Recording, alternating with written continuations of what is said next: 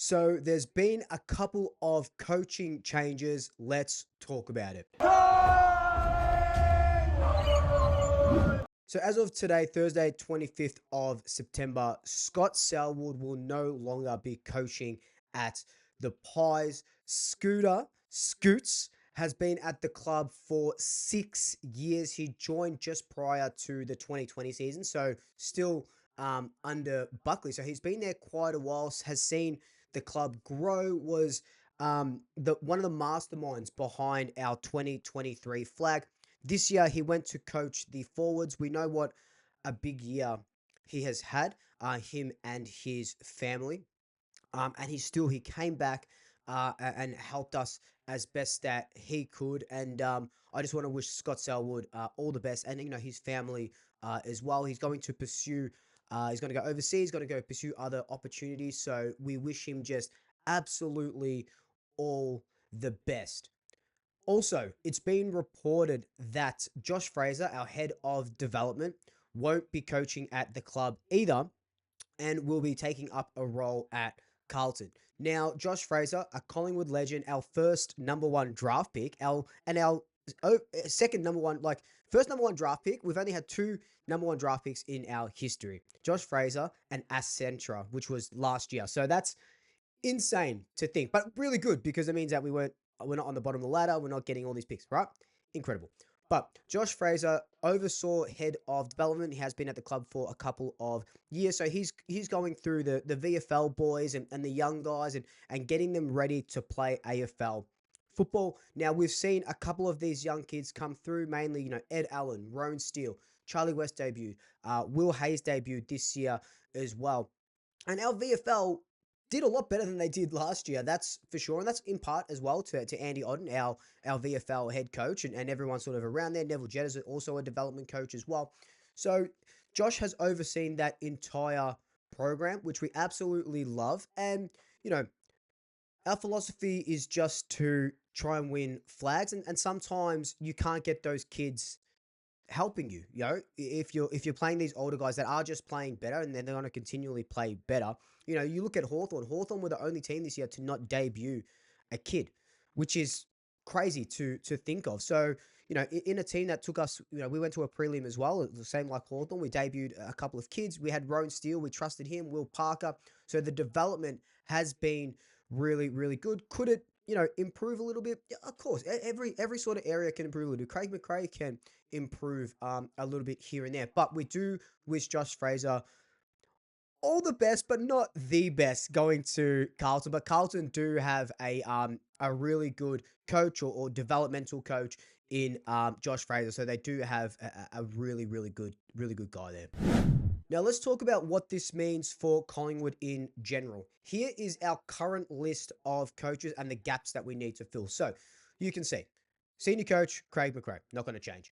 Senior assistant and who dabbles in with the mids a little bit is Hayden Skipworth. Now, we know that Hayden Skipworth was one of the two was out of him and McQualter for the West Coast Eagles job, and he just missed out, comes back to Collingwood. He pulls his name out of the Melbourne coaching gig. He is highly sought after, and he is highly regarded as an assistant coach, and he's pretty much just a senior coach in waiting. Then we got Matthew Boyd. He came back and did the assistant coach with the midfield, along with Skipworth.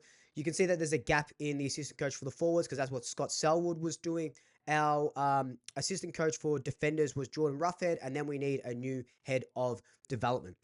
In the Dutchie and Swoop podcast, and I think I've said it on the main channel as well, I said that we need a change of coaches or a reshuffle of coaches. Now, a couple of years ago, Craig McRae said that he loves to see people sort of move around. You look at Lepo and you look at Bolton when he was at the club, and even Skipworth and some of these guys, they were all moving within themselves. Like one would be a defensive coach one year, then they'll be a midfield coach next year. So they're doing different lines, getting new voices into those lines. But I think that this is the perfect time for a little bit of I don't want to say rebuild on the run, maybe a restructure on the run and get new voices into this club. Because, Scott Selwood, love him, has been at the club for 6 years was under Nathan Buckley and then Robert Harvey and then Craig McRae. It's great that we're going to have a new voice there. I don't know what line, because the lines will change a little bit, but that's going to be good. Head of development, you need someone else there. So a new, someone that's not in that bubble comes in, rejigs it all, and we see more development into these young guys. It's the end of the year is hard, right? Because you lose a prelim, you don't make a flag. In grand final week, you're just sad as hell, and I'm still bloody sad as hell.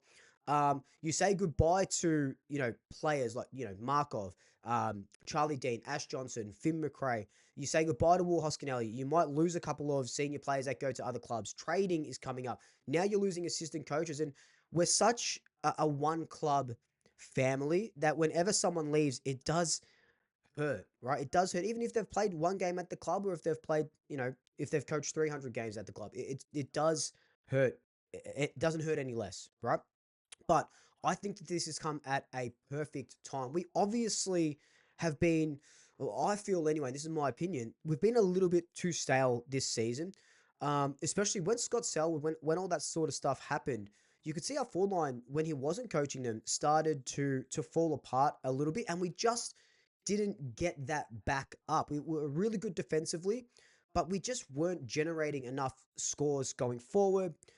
We all sort of know what happened there. So I think getting new voices in isn't a bad thing. One voice that I want to get in is Travis Boak. Now, he obviously retired from Port Adelaide, highly sought after as a assistant coach somewhere. Carlton are throwing their hat in the ring. Western Bulldogs are throwing their hat in the ring. We're really, really keen to get him through. It'd be a no-brainer to get someone of his caliber and talent and nuance in the game through. Just like when Scott Pendlebury retires, there's going to be 17 other clubs that are going to want him in. Tasmania probably are going to want him in. Richmond, every club will want Scott Pendlebury at their club to assistant coach and help develop their side.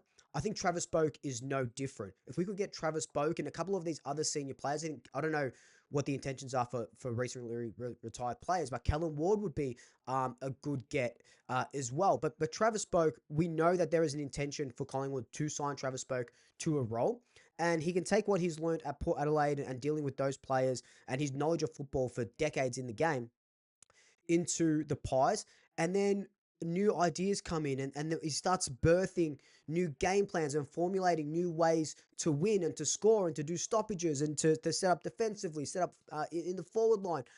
We definitely do need some changes. I wouldn't be surprised, honestly, and this is, I don't know anything, but I wouldn't be surprised if Skipworth, as much as Collingwood absolutely loves Skipworth, I wouldn't be surprised if he sought not greener pastures, but if he wants to be a senior coach, um, he goes to another club to get some time away from Collingwood and learn from other clubs and other organizations, and maybe widens his resume a little bit that way.